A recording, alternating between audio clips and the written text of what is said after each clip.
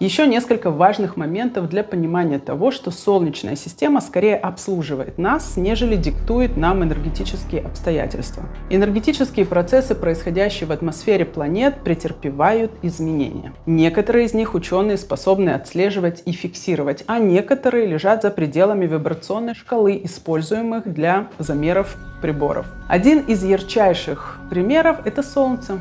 Сегодня мы знаем, что Солнце, а также все другие звезды вырабатывают энергию за счет реакции, называемой термоядерным синтезом.